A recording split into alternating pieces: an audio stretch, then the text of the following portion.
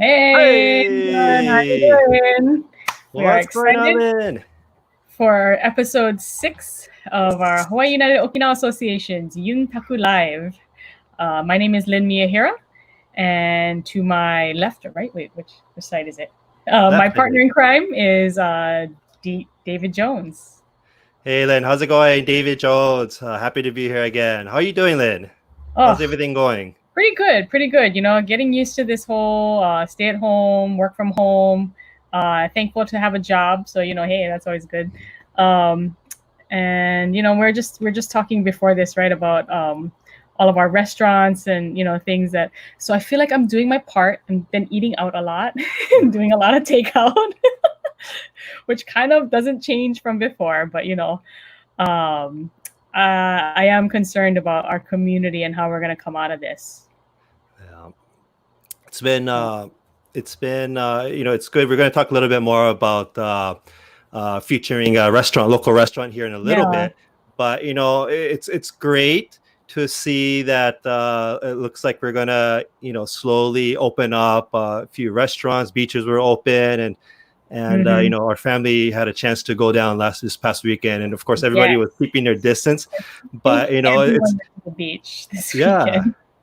and it's I think we got to be it's hopeful, great to be hopeful, optimistic. I think we just got to be cautious still. I know a lot of Yeah. us are going to continue to be cautious, but excited to hear that some of the restaurants and retails will be starting to open up. So very Cautiously excited, optimistic, right? cautiously optimistic. Yeah. Okay. So So, just wanted to remind everyone, if you're watching us on Facebook, to like and follow us. If you're watching us on YouTube Live, make sure you subscribe, hit the red button, and subscribe to make sure we get notifications. We'll be putting up, we have all the past Yuntaku Live videos on here. And as many of you heard a couple weeks ago, we did have to make the decision to cancel our Okinawan festival. So we're going to be using this platform to do a bunch of virtual experiences. So make sure you wanna subscribe so you get all of the notifications.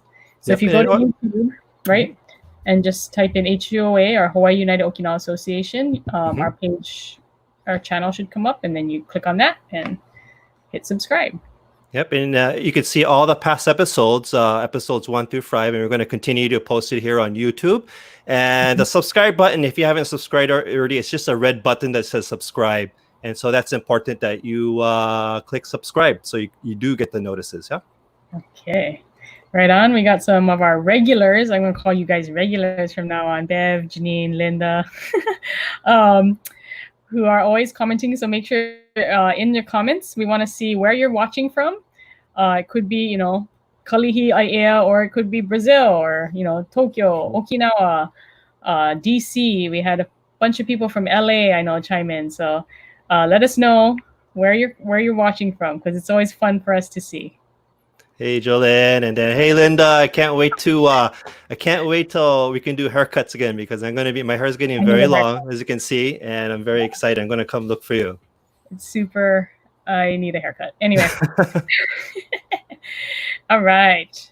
So, I'm going to do a real quick announcement too. So, on our second episode, we had Brandon Ing come on the mhm, show, and we noted that he teaches Uchinaguchi yep, or Okinawan language classes online on Zoom, and it's every right. second and fourth Mondays at 7:30 p.m. And it's through Ukwanshin Kabudan, but he teaches Uchinaguchi class every second and fourth Mondays at 7:30 p.m. and it's great. I had a chance to join in last week Monday, and it was a Uchinaguchi class focused on eating, and so got to learn about a lot of ways to say delicious. And so I highly suggest that you check it out. When I joined in last time, I think there was like 70 or 80 people that were logged in. So it'll be next week Monday, 7:30 p.m. Yeah. Okay, very good. So Uchinaguchi classes, a lot of things are moving online now, which is, I think it's great that our community is definitely learning to socially connect online. Mm-hmm. And I think it's definitely where we wanted to. This is kind of forced people in that direction. So Mm-hmm. I think it's a good change, and we'll probably even continue to use all of these tools, even once we are able to meet again in person. Yeah. Okay. Well, I'd like to introduce our special guest. Yes. We have Keith Nakaganeku. It's been a long day, guys. Keith Nakaganeku Sensei. He's a Shihan for Nomura Ongaku Kyokai Hawaii, Shibu, and also a leader of the local band Calabash. And so I'm going to invite him in right now, Keith-san. Keith, you there? Hey. Hey. How you doing? Busuyo Chuganabira. Hey. Thank you very How's much. it going, Keith Sensei? I'm good. I'm good. We're still trying to shelter in place, I guess, or whatever. I'm still trying to work out of home, but I got to go out every once in a while to visit the stores. So, yeah, it's kind of an interesting time now. Yeah. So. How about interesting times, right? Yeah. So this is our Keith Nakaganeku. He is a Shihan for Nomura Ongaku Kyokai Hawaii, Shibu, and is a leader, like DJ said. He also has a band called Calabash. He plays Okinawan music as well as local Hawaiian music and a lot of stuff in between. So I think we're gonna have a really good time tonight. Yeah. Yeah, look my hair. This kind of. Yeah.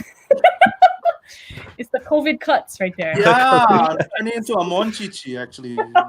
I think you're gonna have to seek out Linda too then for the haircut when it opens up. Oh my goodness. Okay.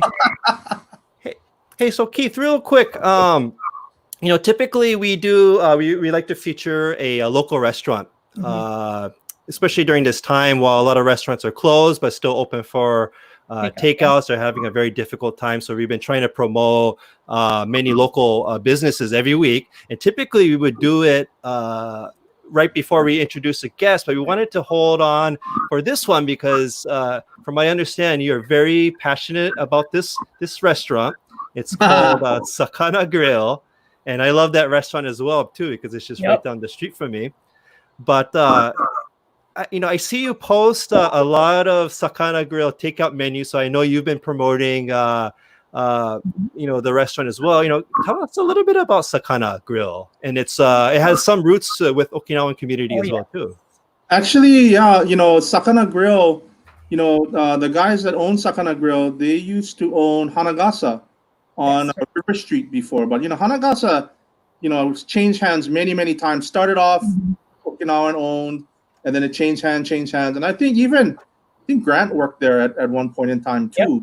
And then these guys bought it. They're not Okinawan, but Kiku was the cook over there. I don't know if some of you remember Kiku, but but before she retired from Hanagasa, she gave them all the recipes. So they just continued because it just happens to be an Okinawa friendly hangout. And so they still make goya champuru, tofu champuru. And there's very few places that make somen champuru. Simple, but it's just like simple, really, just good, food. Yeah. So, these guys, so they move locations. Now they're in Kalihi by diners, and of course they're just doing takeout. And before that used to be kind of my hangout place to go because they have Orion beer on tap, draft Orion. There's a few places. Yeah, there's not a whole lot of places that have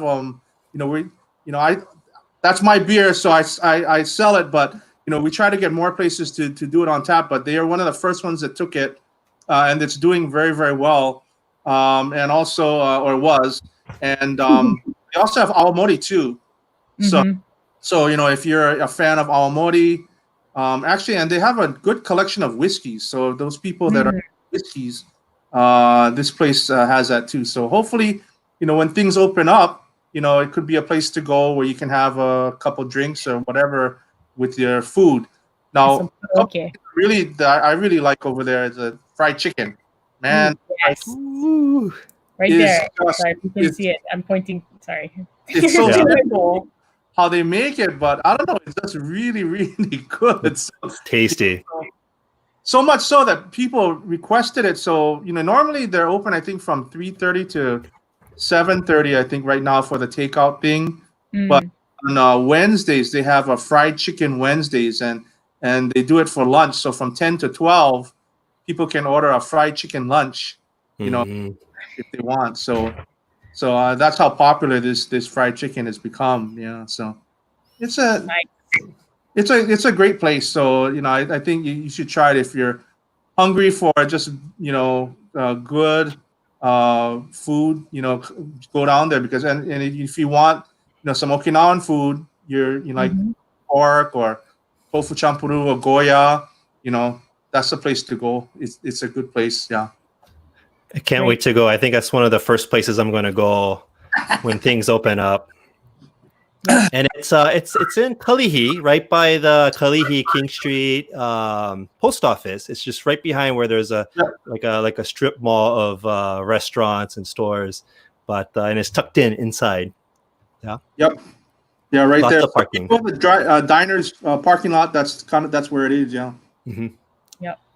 That's right. They also Cannot offer wait. karaoke too. It's good fun. Yeah. Karaoke. I cannot wait to do karaoke again. I don't know how we're going to do that.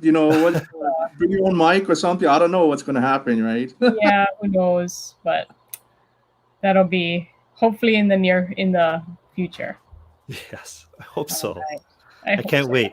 Due for an epic karaoke session. Yeah. Yes, let's do it. That's Seriously. Sakana Grill. Absolutely. Okay. Can. Keith, I wanna. You have you're amazingly talented musician, and you have your family. From my understanding, you have a family legacy of playing the uta sanshin here in Hawaii. And so, tell me, how did you get started? What inspired you to get started with about learning uta sanshin? Well, my grandfather, Kosuke Nakaganeku, he was a sanshin sensei. And so on weekends, I used to spend my weekends as a kid at my grandparents' house, my grandfather's house. And every Friday and Saturday, they would have, sanshin kai. So they would have all the, and this is like, all the Nisei and Issei, they would get together and come and they would learn from my grandfather. So when I was, like from like 7, 8 years old, I used to just, hang out and listen. And I was really interested, like, wow, this is really interesting. I don't know why I was interested, but it was just something that really interested me. So finally, when I was like 10 years old, I asked my grandfather if he would teach me. He never pushed it, never said, "Oh, you should learn" or whatever. None of that. He just, I just hung out, and then I said, "Hey, can I learn? Can you teach me?" And he said, "You Mhm. want to learn?" I said, "Yeah." So he started teaching me from when I was 10 years old. I started learning. Yeah. Mhm. And so your grandfather, I know your grandfather used to, from what I understand, used to take sanshin with Seisho Nakasone Sensei, who you ended up learning from later on. But I mean, uh, how was that like? Yeah, how was that like? Mhm. What do you mean? Like Well, let's see. So I know, so for a long time, from my understanding, there was there were good friends, and there were some slight rivalry, but right. But it was an interesting story that you mentioned earlier. At one Yeah, I point, guess the old timers, they know that I guess back in those days, there was kind of a little rivalry, but I know my grandfather never really got into it, but Nakasone Seisho Sensei, he was really into it. So yeah. there were I guess they would have these contests, like song contests. And even they would have like dance contests or whatever to see like who was the best dancer in Hawaii and who was the best singer in Hawaii. Mhm. They would have these contests, and so whenever they had these contests, my grandfather and Seisho Sensei would enter enter the contest, and my grandfather would always win. So uh, it was so it was sort of like that kind of a rivalry, but. Yeah, so but initially I just started learning from my grandfather. But when I went to the mainland for college, Mhm. my grandfather had passed away when I was in the mainland, and I was on the mainland like for 14 years, and then I came back. I just had a feeling that I needed to come back to Hawaii, and I came back. And when I came back, I said, "Oh, I wanna play Okinawan music again. I wanna, previously when I was in the mainland, I had played for a couple years with some sensei in the mainland, like Oshiro Seiryu Sensei, Takushi Sensei on the mainland. But I didn't play for maybe about 12 years. And actually, I played Hawaiian music when I was in the mainland. Yep. So I never played Hawaiian music here in Hawaii. I learned Hawaiian music. I mean, I learned to really play Hawaiian music when I was actually on the mainland.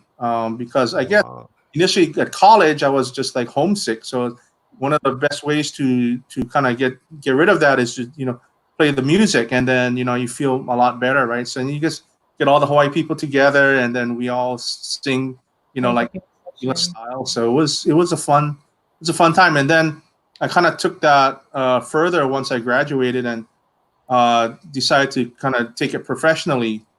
And so I started just playing Hawaiian music, and I didn't play Okinawan music for about 12 years. Then when I came back to Hawaii, then I said, I want to learn again. But my grandfather had passed away already. So, my grandmother said, the best person to learn from is Nakaganeku Sensei. And, again, like I said, there was this rivalry, but my grandfather, he really didn't play into it, but my grandmother did. And so my grandmother got really mad at Sensei all the time, this guy does this and he does this or whatever. But when she said, oh, you should learn from Seiso Sensei, I said, are you sure? And she said, yeah, he's the best person that's going to teach you all the things that you need to know. So you should learn from him. And so I said, yeah, but I don't really know him. I met him, once or twice when I was a kid, but I don't know him. She said, I'm going to introduce you. So she called him up, and then she made the introduction for me, which I thought was really, interesting. I'm sure it was hard for her to do what she did because she wanted me to learn. So, and since then I learned from Seiso Sensei. So, yeah, but it was it's interesting experience to say the least. That's great.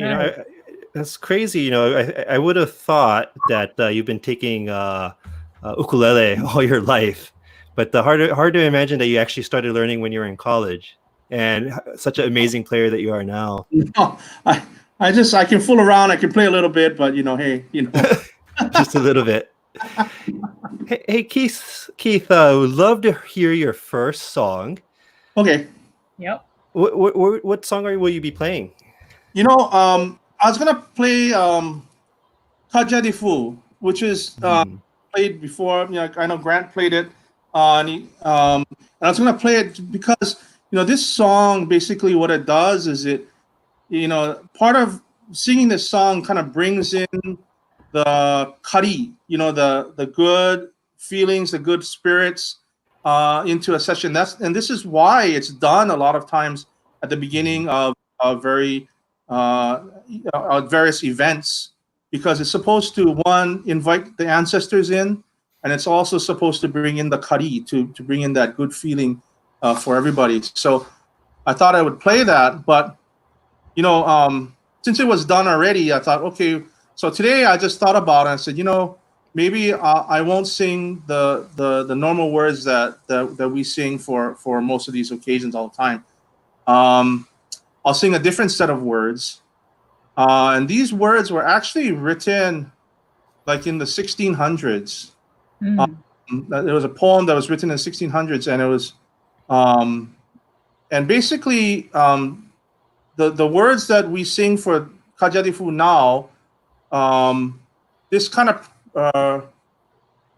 predated these words as far as for Kajadifu. But those words actually were written in the 1500s for that nakabushi, right? So, but using it for Kajadifu was a newer thing, because basically these words is ishinagu no ishi no ufushi naru madin ukaki bushe mishori wa usuganashi. Basically, it's saying, from little pebbles come big stones, and then that creates a nation.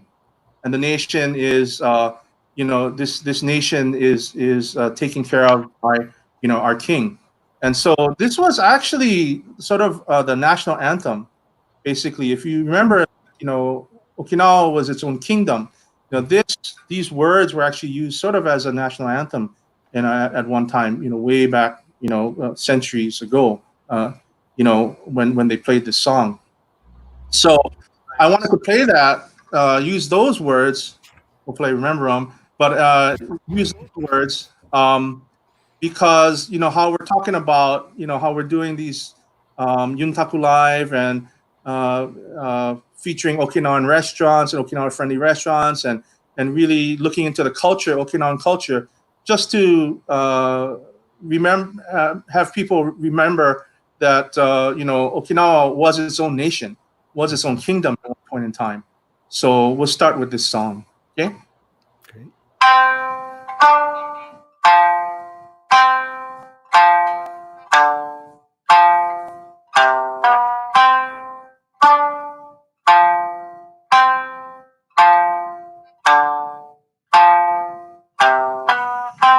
石名ご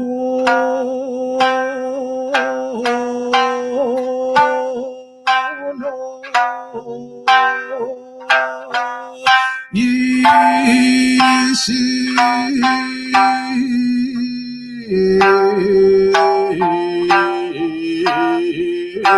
の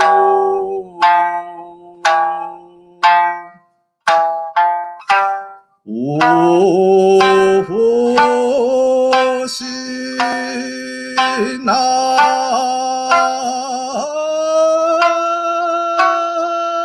あるま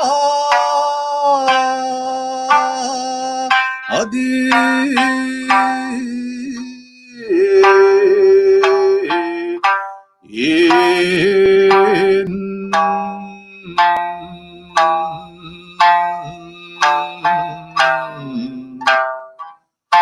おかけぼ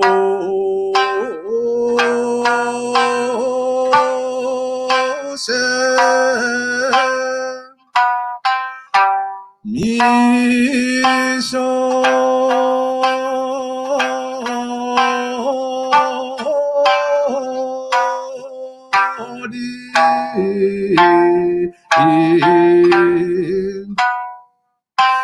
わ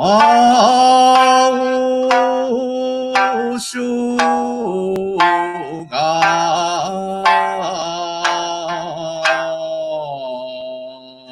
なちよ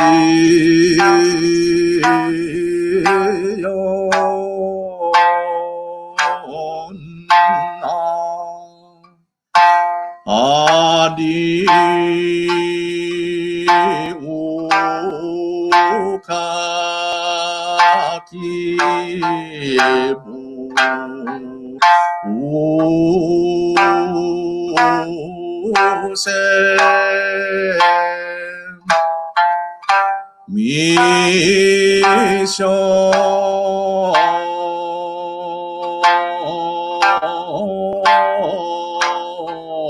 り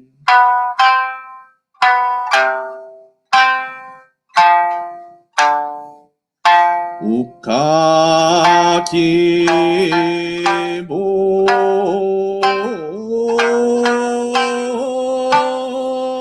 せみしょ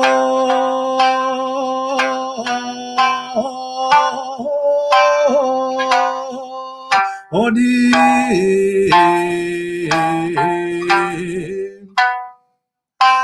わおしょが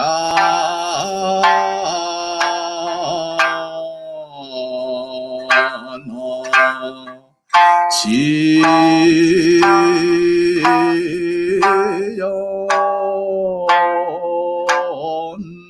な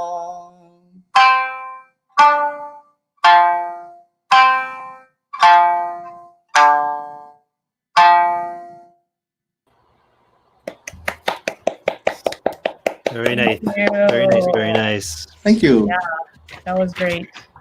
I think the different words. It's interesting. You think you know the song, but hearing it in a different way makes it special. Yeah. Yeah, actually, there are a lot of different words for kajadefu that are used for different occasions. Hmm. So there's different words that you would use, like for Bonenkai, for the New Year's, for the Tokachi, yeah, Beiju no Uai, the 88th birthday, 88. Yeah. or Kajimaya. So they have Mm. words to this song that they put these poems into this song to play for these different occasions. See. All to the Very same good. tune for every Also different same tune, yeah. variation. Same tune, just they just put different poems in there to Mhm. create that specific type of occasion, or like the launching of a new boat, or when after you build a Mhm. house. There's all kinds of words for all of those different occasions. Yeah. Mm. Very good. Very good. Thank you for that. So, Keith Sensei, I've heard and you've mentioned to me before that so we had a guest last week, Grant Masandu Murata Sensei. I heard you guys go way back along with the late Derek Shiroma Sensei. Can you tell us a little bit about that experience? I've heard you guys had a group. Yeah, actually, Grant actually formed a group. See, at that time, this was before Grant was learning Ofusuryu. Basically, he started, with his sensei, Higa Sensei, and he was actually learning classical music, Koten Nomura Ryu, from Sakihara Sensei. But then he also used to come with me to my lessons with my grandfather, and we would learn together from my grandfather too. So, and Grant is 4 years older than me, and I think Derek is 5 years older than me. I think. Anyway, Mhm. at that time I was like 14 years old, and Grant was, basically just graduated or a senior in high school, and Mhm. um, you know, he formed this group called the Sansei Minyo Kenkyu Kai. And so we used to go to all the different Shinenkai and Bonenkai, and we used to be the entertainment for that. Mhm. And we would go all over the place. I mean, Shinenkai season was just crazy for us. I mean, we'd have, something on Friday, we'd have something on Saturday, every single week. Sometimes two events in one night or whatever. And so it was fun because it was Grant, Derek, and then Mhm. Derek's cousin, who Grant mentioned last week, Glenn Miyahira, Mhm. Elf. And so those three guys would play. I was the taiko guy. I would play taiko. Oh. Oh, nice. I was doing taiko, and then afterwards, Nobuko Akami, or actually Nobuko Tanaka, Mhm. was part of the group too. She joined the group too, but obviously she's not Sansei, but our female lead singer at parties and stuff like that. So we went back quite a ways, and it was really for a 14-year-old kid, Yeah. interesting experience, because all those guys are older. I mean, Grant was 4 years older, and Derek was 5 years older, and I think, and then Glenn, he was always an old guy, so and I was just some 14-year-old kid, so it was it was it was definitely an interesting experience. Yeah. Awesome. I'm Thank sure you a lot of for the that viewers history. can I'm sure relate to, there's a can lot of people remember. who remember you guys. Yeah. Yeah, Yeah, absolutely. and the thing is that one of the things I used to look forward to is that actually Grant, taught me how to drive, because I got learner's permit when I was 15, and he would pick me up to go to the gigs, and then he would let me drive. So I was like, for me, it was like, yeah, I get to drive. So Yeah. Oh, for sure. and then for him, he got designated driver. He got his. Oh, that's true. Yeah. Yeah. Wow. Oh, wow. Talk about So back in the good old days. yeah, it was and that it was just an interesting dynamic because Grant was fluent in Japanese and I mean English, Mhm. Japanese, and he could speak Okinawan also Uchinaguchi. But like Derek and Glenn and myself, basically we just spoke English, right? Mhm. Hmm. And so those guys, they couldn't read Japanese either.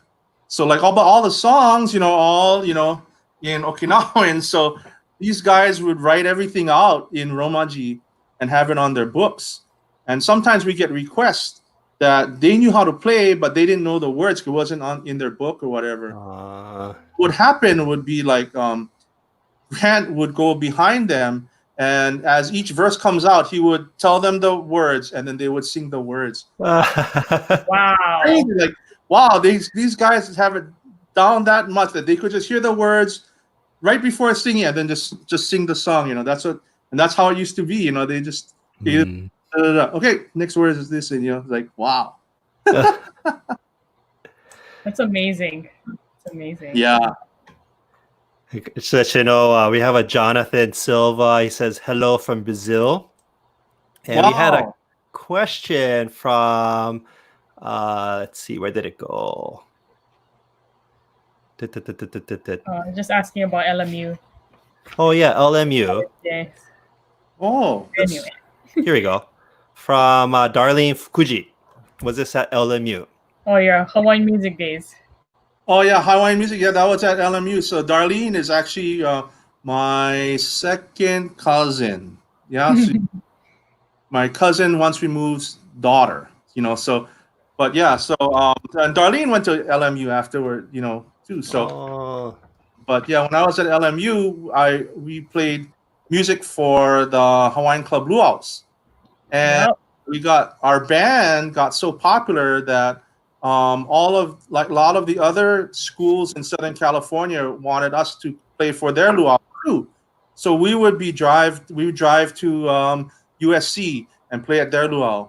Then we drive out to Pomona, and wow. at the Pomona College's luau, which is actually kind of funny because basically we jump into like three of us would jump into my friend's VW Bug, and then we drive from Segundo all the way inland to Pomona.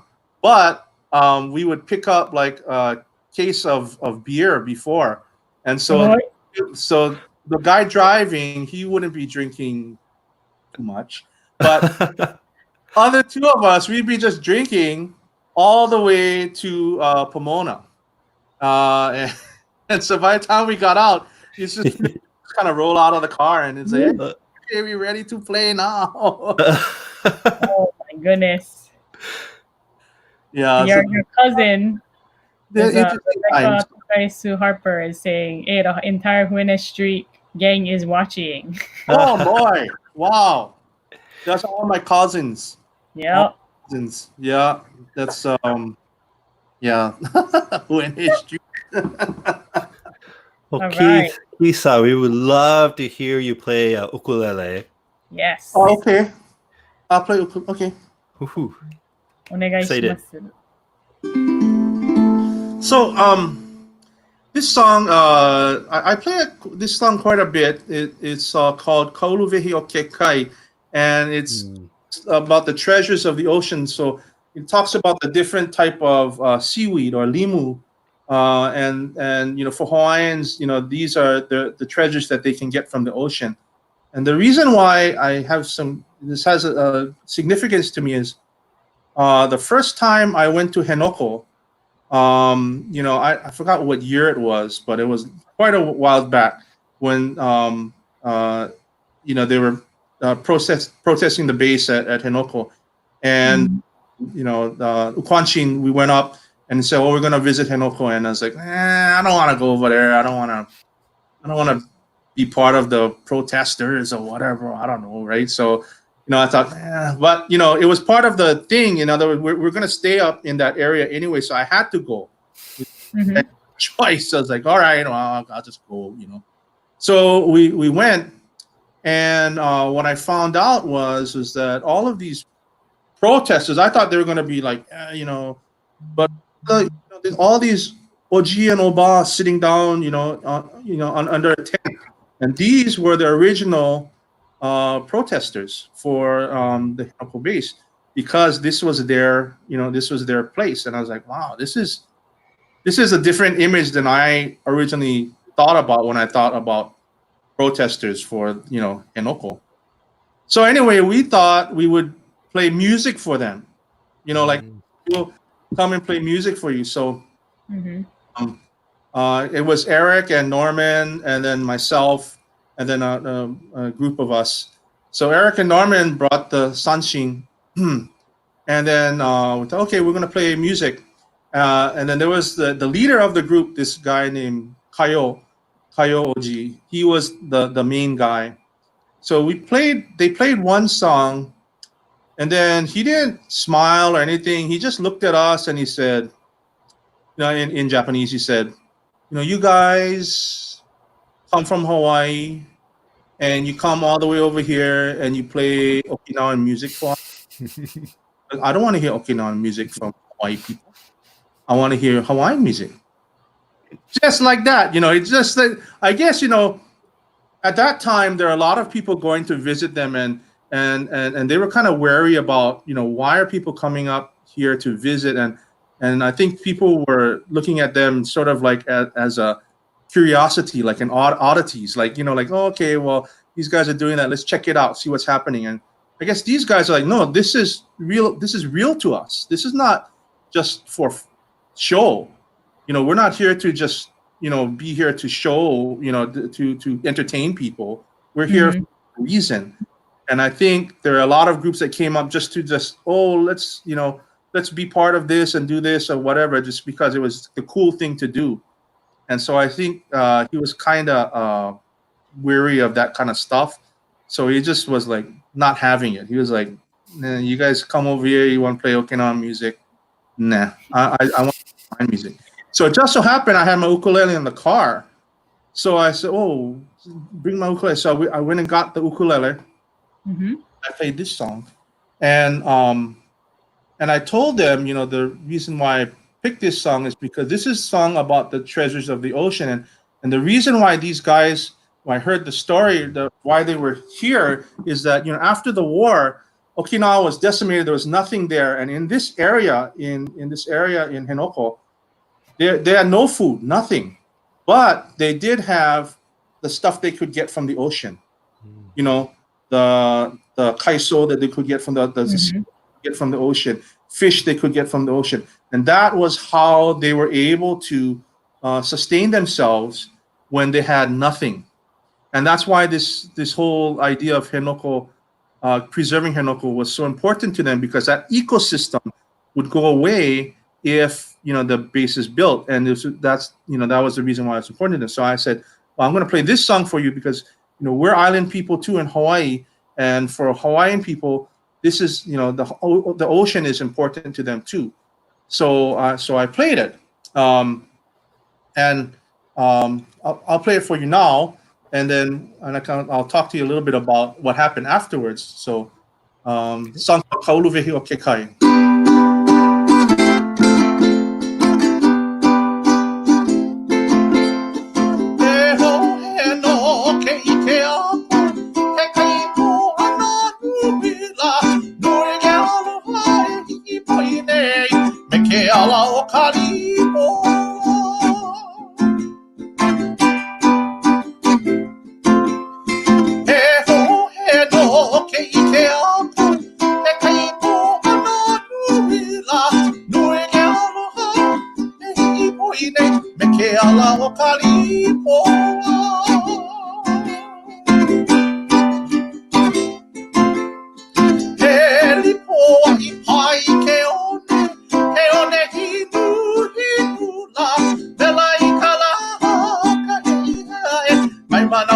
の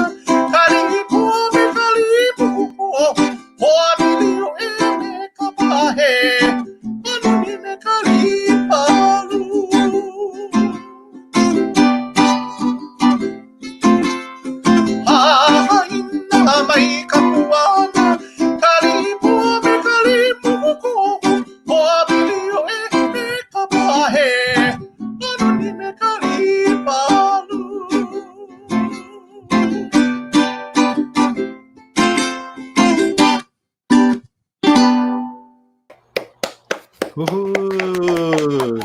Thank you, Sensei, playing me a beautiful song. So after I played that song, the funny thing is they couldn't understand a word, but they started clapping, to the rhythm, and and then they were like, play some more Okinawan songs for us. So then we started playing Okinawan song for them, and then they sang along with us, and then they were crying. It was unbelievable, just an unbelievable experience. And even afterwards, they said, "Hey, let's go to lunch. We're gonna take you to lunch." I was like, "No, it's okay. No. There's a restaurant right up there. We're gonna go to lunch." So all of the old folks, they took us to this little restaurant right up the road, and we had lunch with them, and they talked about why they were there, and the whole idea of why they're protesting, and and that's why I tell people, it's like, whether you for it or against it or whatever it is, don't make a decision until you go there and actually see for yourself and actually talk to the people. And once you talk to the people, then you can make a decision. You can still be for or against it, whatever it is, but at least talk to the people, because behind all of this stuff, all of whatever happening with the Japanese government, the American military, the Okinawan government, underneath all of this are the people, the people that are there, and they're the ones that are getting affected by this, right? So I just thought it was just a wonderful experience that I had there. Thank you for sharing that. Thank you for sharing. It's beautiful advice. And that's also my favorite. It's like the one hula I know, which is sad too, because same thing. I learned hula after I went away for college. It's funny what people, you say you're from Hawaii, kind of expect you to, hula or ukulele or do something from Hawaii. So I had to proudly bring back my 4th grade hula lesson. That'll be the next performance for next week. Yeah, that'll be next week. Gonna be you. No. Certain dinners have seen me dance that one up for fun. Great rendition of that one too. Yeah. We would love to see it. Keith, so you're part of you're leader of a band, the Calabash, and it's you have a couple of albums that came out, and one. I'm sorry. One, and popular in Los Angeles. You played all over here, all over Okinawa. How did the band start? Actually, so once I graduated college, I still wanted to play music. So I hooked up with some musicians over there, and they were actually musicians for a halau in Los Angeles, in West Los Angeles, called Keli Onalani. And these guys actually they actually entered the Merry Monarch hula festival, and actually I played at Merry Monarch for them before. So I hooked up with them, and we became we were the halau band. In other words, we played all of the music for the halau, and the halau was pretty popular in as far as entertainment wise in Los Angeles. So we got these backyard luau's and all kinds of different things, and so we play at these different events, and then also the halau would do competitions, and we would play for their competition. But the thing is that when you play for the halal, basically they learn the music that's already been recorded by somebody else, and so they want you to play the music exactly like how somebody else plays it, right? So it's kind of for a band. So for a musician, it's sort of kind of boring. Yeah. And also, I think, if you want to hear the original rendition of this song as it's been recorded, it's better just to listen to the recording because we can never compare it to, It'll how be exact that way. Nomura Yeah. did this or how Okinawa did this or whatever. It's like, oh my goodness, okay, we got to play this version and we got to play it like this because that's how they want to dance it, right? That was sort of, so artistically for us, it was sort of like, yeah, okay, but we got our chances at a lot of these parties because before the halal went on to do the show, a lot of these parties requested for like dinner music. Right. So we would then play dinner music for that, and then that's how the band Calabash kind of formed on its own and could actually stand on its own as by doing this dinner music. We started by doing this dinner music, and then we started just getting gigs as Calabash, and play out, around there, and then we do different things. And the members changed here and there, but what happened was my guitar player moved back to Hawaii, and so at that point the band kind of split up a little bit, stopped playing, and then a few years after that, I moved back to Hawaii. And then when I moved back to Hawaii, I said, "Oh, I still want to play Hawaiian music too." So I called my guitar player, my former guitar player. I said, "Hey, you want to start up again?" And I said, "Okay." So we got the different musicians. Getting the band back together. So we got, all different musicians, and we put it together. Just me and the guitar player were the original members, and then that's how we got Calabash here in Hawaii. I see. I always wondered Very how nice. LA and then how you. I don't know. I'd heard you guys were in LA and now you're here. So Yeah. So that's how it was. That's how it was done. very cool. Very cool. And then you guys are still playing all over. Oh, not right now, but Yeah. I mean, actually, right now like the past couple years, we play like 2 gigs a year or something like that. And because I don't really advertise or whatever, but I mean, I'll take a gig because we all have our own jobs, right? So basically, if somebody asks me for a gig, I gotta get in touch with everybody. I email everybody, "Hey, can you make this date?" And they're like, "Yes." Okay. So then I'll call back say, "Yeah, we can do it." So we book the date. Meet everybody. So. I don't put out in social media that, hey, we're available for hire or whatever. So it's all word of mouth. If people want to hire me, then that'd be great. If not, then it's okay too. Okay with that. But I don't know. That's kind of funny coming from a musician, but like, whatever. I'll play if I'll play. If I don't play, whatever. And that's kind of how it is, right now. But right now, like, wow, we're not playing anything. So, Well, I think a lot of musicians right now are having a tough time. I just have another, classmate from high school, and I can see he's doing Facebook lives like this, and then just asking for donations on the side. So yeah, they have like the virtual tip jar, right? Yep. And it's sad because that these people that some of them before had jobs, other jobs, they quit their jobs to become full-time musicians, and they're doing regular gigs every week, and there were multiple gigs a week, and now it's nothing, and that's really really tough for them. Really tough for them. But I think like Henry Capono has a foundation that helps musicians or entertainers if they need help. So I think people can contact his foundation. I don't know the name of the foundation. I'm sure we can Google it and find out. Yeah, but yeah, so he put out something to help these musicians out, entertainers out.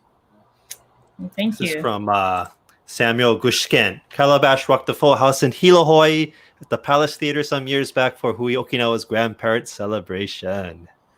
Yeah, I remember they called the band to Hilo, and we played at the Palace Theater, and it was so funny because it was a great gig. It was so good fun, but the Palace Theater that day for whatever reason. Well, there's no air conditioning, yeah. Yeah. Oh, Yeah. shit. So hot.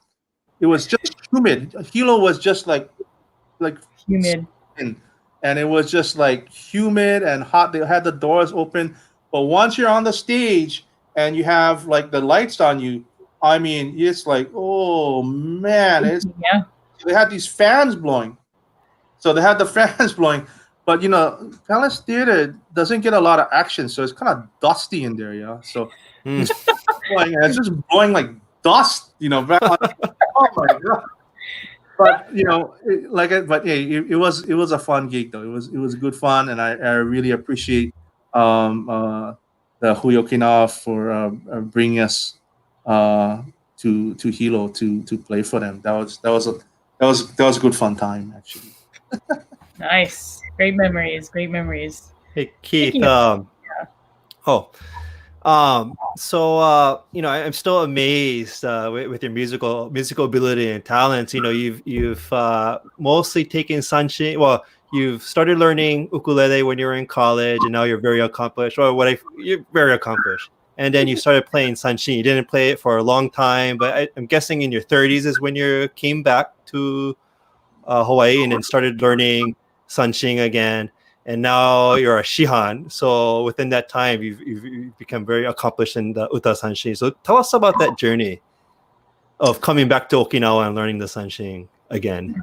Yeah, it was tough because so I like I said, I started learning from Nakaganeku Sensei, and those people who knew Seisho Sensei knew that he was pretty strict as far as Mhm. how you would sing and how you would play Okinawan music. And basically, he would say, look, I only play classical music, koteng, which is not true because he played a lot of stuff and he played like for dances and stuff like that. But he never taught it. He goes, I Oh. only teach koteng. So if you want to learn minyo or whatever, you go someplace else. Basically, there are quite a few. In fact, almost every one of his students, the students got kicked out of his at one point in time. So, like Derek started with Sensei, but he wanted to play minyo, so Sensei kicked him out. For those of you who don't know, koten is classical. Yeah, classical music. And Norman got kicked out, and I got kicked out for a little while too. And there's a lot of there's a whole list of people, and some people never came back. They just left, and that was it. And it was that Sensei was like, "Okay, bye. Too bad, you're gone." And so it was that kind of a situation with Sensei. So I remember my first lesson with Sensei. I sat down and he said, "Okay, you play Kaja Fu for me." I said, "Oh, okay." So I played, right? I played Kaja Fu. And then he looks at me and he goes, "Not bad. Not good, but not That's about as good as you will get. That's a compliment. not bad, not good, but not." Thank you. That's how it started, And I said, Sensei, what I want to do is I want to learn every single song, and I want to learn it, the right way, and I want to play it well. And he said, well, you want me to pass you every song, like check you on every song and pass the song? I said, yeah. Because are you sure? Because not everybody can do this, I said, I know. I'm willing to learn. He said, well, some people have been learning the same song 3 years now. I know pass them. I said, I understand. I said, let's try, let's do it. So I took lessons from him like twice a week, and Wow. like the first time we would learn the song, we'd play together or whatever. Then I would practice, and then the second lesson, I would play the song on my own, and then he would see if I pass or I don't pass or whatever. And some songs, I could be able to get by the next lesson, and some songs, took a couple more lessons. And songs took like a couple months, maybe, but I went through every song so that I could, be able to do that. And actually, I videotaped my sessions, Wow. so that I could remember some things. But and I took notes in my book on the things that he talked about, and so it was very uh, enlightening experience to say the least. I mean, because this guy was picky, picky, picky. I mean, so small little things. It's like no, no, try again. No, I think no. for a lot of us who, to hear your stories of learning sanshin and what it takes really to get to a level, I think is fascinating for those who haven't learned yet. Yeah, I mean, it took a lot of practice, and it took a lot of. But the interesting thing was is that so let's say my lesson would be like 3 hours. The first Mhm. hour would be pretty much all singing.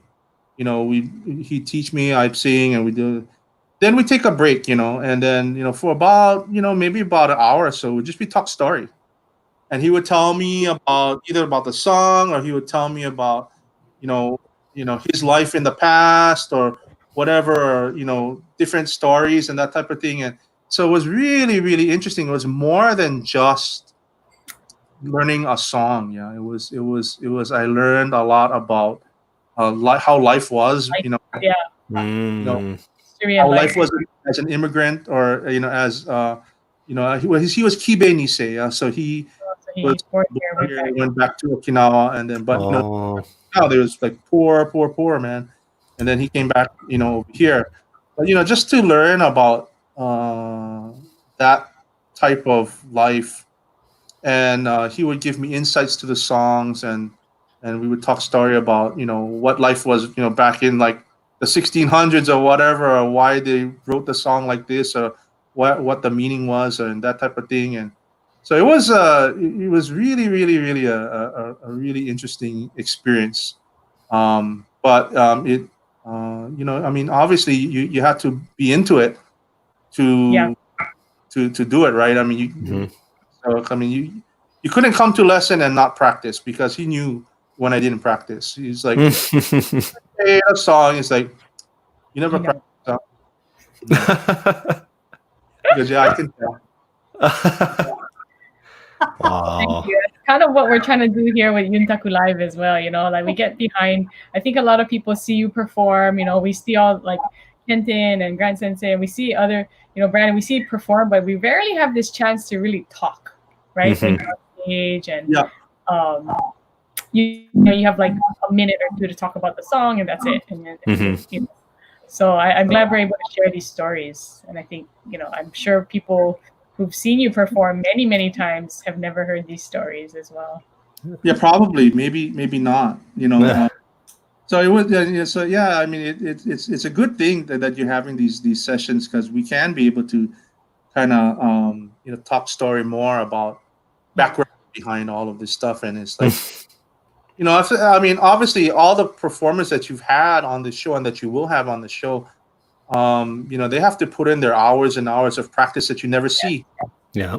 I mean, you see them on stage for 20 minutes or an hour or whatever, but there's hours and hours and hours of practice that goes behind that. So, and all of these people are very accomplished. From Kenton Sensei and Grant Sensei and Brandon and all the people that you have, in the future. They've all put in a lot of effort to get to this certain level. You can't just get there like Yep. just So hop in and like, okay, I'm here. No, I mean, man, you And gotta I'm go very through a proud lot. that you have. I mean, even Jody, you have to walk, I don't know, 3 hours to go to lessons. That is what a commitment, yeah. Oh my God. Yep. Well, But I I know hope we still want to hear some more music from you. I know we're kind of going into an hour already, but do you have another song you'd like to play for us? And if you'd I want to get tell us, plenty. No, I know we could be here all night, right? I mean, yeah. No, you know what? So I don't have my band with me. So I have a music track that I'm gonna play. That's be like my band. Right on, right on. I I I got this song. I listened to Begin, and I got this song from Begin because it was like when I heard this song, I was like, "Hey, this sounds really like a Hawaiian song. It has this Hawaiian feel to it." And it's a song called Umi no Uta. And then I heard the words, and the words were really nice words. Basically, when they wrote the song, it was sort of like a person that's kind of like all alone, or we all have these times where we feel like we're alone and we have all of these things coming down on us. But it's like when you think about your life and who you are, and compare it to like the vastness of the ocean, or if you look at the sky and how big the sky is, like your problems are just really small. And in the end, the sun's going to come out, and you're going to have another day, and you're going to be able to survive, and you're going to be able to more than survive, you're going to be able to succeed. And so it's just a matter of you got to get through tough times, but everybody experiences it. But we as people, as human beings, we'll grow up, we'll persevere through this. And so I love those words, and I think those words are kind of appropriate, in this kind of time. Mm-hmm. Very. That feel, especially with this stay at home and whatever, there's a lot of people that feel alone. And when you're alone, and sometimes you just have all of these problems just come down on you, and it's just like, hey, just think about it. Just think about where you're at, and just think about that in the future, or tomorrow the sun's going to come up, and you can make a choice on what you want to be able to do going forward, right? So Yeah. I thought that was a great message. So what I did was I had a friend who was actually a kumu.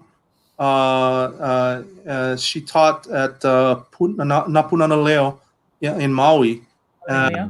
and her name is Emiko, and she I had asked her to not translate the song, but actually to write Hawaiian lyrics to the song, because the translation is very difficult to do, even just one language to one language, Japanese to English to Hawaiian. You're gonna lose a lot of stuff in the translation. So I said, just here's the feeling of the song. Here's the gist of what the meaning is. Now, you can make up the Hawaiian words, just to capture that feeling, and that's what she did. So originally, what I was going to do is I was going to do this song, one verse, the original in Japanese, how Begin did it, and then another verse in Hawaiian, and just kind of combine it. But when it came time to record the song, so this song is actually on my CD. When it came time to record this song, it just so happened that Higa Eisho from Begin was here in Hawaii at the time when I was recording. Mm. So I asked him, "Hey, you want to be on my recording? You want to record?" And he's like, "Yeah, okay, Sure. sure." So I picked him up at the hotel, and I drove to the studio. And as I was driving to the studio, I said, "Here's my thought. We'll do Japanese, and then we'll do Hawaiian, and then." But he heard the Hawaiian version. I played the Hawaiian version, in my car, and he's like, "You know what? This sounds really, really nice." He goes, "Why don't we do a duet together, singing in Japanese?" So I said, "Okay, yeah, we can do that." So it turns out, we did that. So I sing the first verse, he sang the second verse, and we harmonized on the on at the end. And so it came out that way. So we played the original Japanese words, and then I made another recording for the Hawaiian words. So there's actually two songs on my CD that are the actual same melody, but one is in Hawaiian and one is in Japanese. But the Japanese version actually is a duet with Higa Eisho. Wow. So for those of you, Higa Eisho is the lead singer of Begin, very famous Okinawan band. So what I'll do today is I'm gonna play I'll sing it, but I'm gonna sing it like Haruji was gonna do it with Japanese, Hawaiian, kind of mixed together, and then we'll see how it comes out. Right. Right. Song's called Umi no Uta, or the Hawaiian title is Kelana Nei.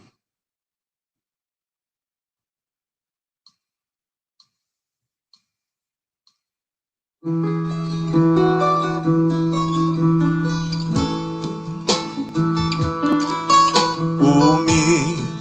果てしなく憧れ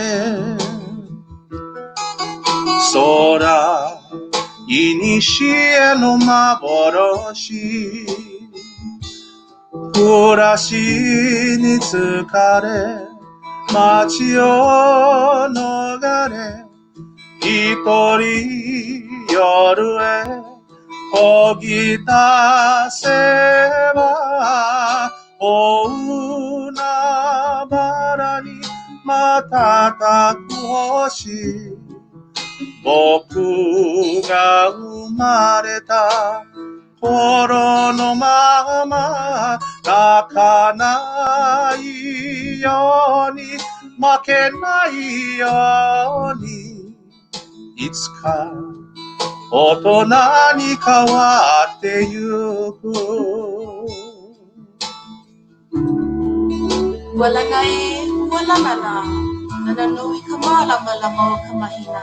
Nananoy kami hanaw ka lang. Nananoy kaye na aliw ke kaila. Nanano ka manao, nanano ka buhay. Awe ka manabay. Hehe hoopoy ka ini. Wala na kayo moy. Ayanoy kayawa elay. Ikalani anai akamaka Kilo kilo no akai halalani Oe huaua ilipo Ikaualani pili Kulia kalamalama Hikimai ana Hoi mai ana yala Akala me hana Hikumana wa Ike ao ilivana he ala ponono E hikimai ana ke ao O una marani matataku hoshi Boku ga umareta koro no mama nakanai yoni makenai yoni Minna otona ni kawatte yuku Minna otona ni kawatte yuku Nananoy kaye na aliw ke kaila. Nanano ka manao, nanano ka buhay. Awe manabay. Hehe hoopoy ka ini. Wala na kayo moy. Ayanoy kayawa elay.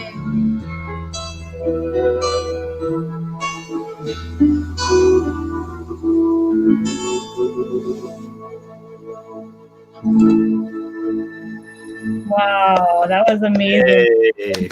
Thank you. Very nice. In the background over here. You know, the background music sounds like a slack key guitar, but actually it's actually the Ichigo Ichie. Oh, Oh. There's any guitars in this recording. It was just the two Ichigo Ichie that were used, and my guitar player used kind of slack key style. Played these riffs on there. So it's very very interesting how it was recorded. that's Very beautiful. amazing. you so much for the backstory on that too. I think many of us have heard the song before, but didn't know, just the funny story you have about it. It's like, hey, you want to record that? Let's go. No, because originally I got the song and I said, gee, I really love this song. And, I originally met the members of Begin when they first came here for the Okinawa Festival. I don't know what year that was, 2006 or 7, I think. Yeah. They came more than once, but the first time that they came, no, it had to be before 2006. I think it was maybe 2005 or something like that. Yeah. Anyway, at that time, Isaac Hokama called me and he said, "Hey, we got this band Begin coming in, and they're the headliners. But you know what? We're so busy, we don't have time to take care of them. So, can you take care of them?" And at that time, I wasn't into like old pop or whatever, so I had no idea who Begin was. Like, okay, well, whatever. Okay, want my help? I'll go and help them out. So anyway, from that, I would take them around and do whatever. But from that, we developed a really good friendship, and these guys are just genuinely nice people. I mean, really nice people. And so, and then they knew I was a musician, so we would. We talk about different things, and I got this song, and I heard this song, and I was like, "Hey, can I record this song? Because I'm making a CD. Can I record this song?" They said, "Yeah, okay, that's fine." And well, what about like royalties? Because I don't know how royalties work in Japan or whatever. They said, "Don't worry about it. Just do it, and then we'll talk about it later." So I said, "Fine." So then I recorded it, and then again, just so happened Higaisha was here, and I said, "Hey, since you're here, would you like to record it?" And he's like, "Yeah." So he recorded, and then I said, "Oh, let me pay you whatever." He goes, "No, I don't want. Don't worry about it. Just it was fun, fun to do. So don't worry about it." So I was like, "Oh, okay." And then when I came out with the CD, I got in touch with them. I said, "Look, the CD is getting ready to be published. So I just need to know what your royalties are. So can you?"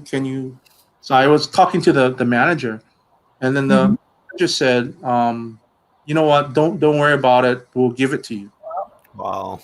So yeah, so they gave me the song. They allowed me to be able to record the song, and they didn't want any royalties from it, which is unheard of in the music biz. I mean, that's It's so nice of them and that's why like if they ever want something, I always like, okay, yes, I can do. They always give me these projects to do for them, like 1 week before it's due. I'm like, hey, I don't want time for like, okay, let me yeah. put stuff together. Like, Keith, can you help me with this? Can you help us? Like, oh my God, are you kidding me?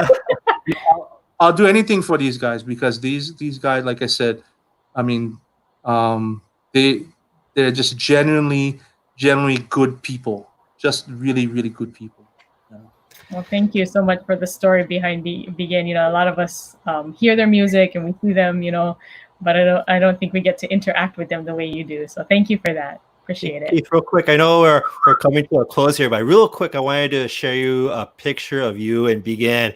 And this is one of my most memorable experience at a concert. It's when you played with Begin, collaborated with Begin on stage at the Jinchu Festival Taikai closing ceremony. And I'm going to show you this picture. Can you guys see? Yep. Yeah. And so this picture doesn't do justice. I don't know, for those of you, Okinawa Cellular Stadium is a very big stadium. It was a big baseball field, and the whole stadium is filled with people from all over the world, uchinchus from all over the world on stage. And it was just the best performance I've ever seen. So energetic, and it was great. It was so memorable. 2016, right? This one. 2016, yeah. Oh man, yeah, that was I don't know if I'm right there, but maybe you can see me right there in the front. That was an awesome performance, Keith. That was just an unbelievable experience for me. Actually, I had no idea that I was actually going to be going on stage until like a couple hours before the performance. Classic. Because they called me initially because they knew I was coming up for Taikai, but my obligation was I had to play at the Kokuritsu Gekijo, the theater, because they had this special performance for traditional Okinawa music, and and it was like a collaboration between all of the people from North America, from South America, from Hawaii, and so I was scheduled to play there, but they said, "Hey, can you come to the Cellular Stadium?" I said, "Yeah, you gonna get me in?" They go, "Yeah, we get the pass for you." I said, okay, well that's good. And I said, they said, "Hey, can you play kachashi?" I was like, "At Cellular Stadium? No." Like, first of all, people that know me know me. I don't really play kachashi, but I'm not gonna play at Cellular Stadium kachashi. Are you crazy? I was like, no. Oh yeah, we'd be good, but that's okay. Well, we have a rehearsal that day, so can you come to the rehearsal? And then the rehearsal was right at the time that I was on stage at Kokuritsu Gekijo at the National Theater. And so I said, "Nah, I'm sorry, I cannot make the rehearsal." So okay, that's okay. Just come anyway. After you're done, just come to the Cellular Stadium. So I said, okay. So I as soon as I was done over there, I just got out of my kimono, just to Cellular Stadium for Kokuritsu Gekijo, and I got my pass and I got in. And backstage, they have their, the Begin had their own gigantic dressing room or whatever. So they put me in the dressing room, and it just so happened those guys were actually on lunch break or whatever. So I was just kind of sitting there by myself for a while, and they came. Aisha-san, he's like, "Oh, okay, at the end with the finale, we're gonna do Kariushi no Yoru. You know that song?" I said, "Yeah." So you gonna play with us? I said, "Oh no, I mean I don't know it that well. I mean like words or whatever." "Oh, that's okay. They have a computer there and a printer, and they boom. Here's the sheet music right here." It's like, oh my goodness, I can follow that. And then he had these words, and he's like, okay, which verse do you want to sing?" I was like, I don't want to sing it. I was like, no, I'll just play. And when he goes, no, I want to sing one of the verses. I said, well, first of all, it was all in kanji, and I cannot read. Yeah, so it's like, so what do you mean? I cannot read. Yeah. Well, I will put like a furigana. I said, no. I said, it's okay. Sing the heishi. I'll sing the chorus part, the heishi part. He said, "Are you sure?" I said, "Yeah, I'm sure. I'll just sing the heishi part. It's okay." He's like, okay. Then right before we went out, he said, "You know what?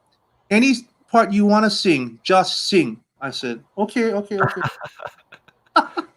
wow. Like, oh my God, I didn't know that I was going to be playing until I got there, and I was like, okay, you're on. I was like, oh my God, this is crazy. Yeah, but the energy in there was just unbelievable. I could feel a wave of energy of all the people in there, and it's like, wow, this is definitely a once in a lifetime experience for me, man. Yeah, absolutely. That is amazing. I know many of us were actually there in the stadium too, and it was a very proud moment, I think, for all of us, right? And like you said, this photo doesn't do justice to the energy that was in the stadium at that time. So can't wait. Let's cross our fingers. We haven't heard any changes yet, but the next Taikai is scheduled for 2021, late October.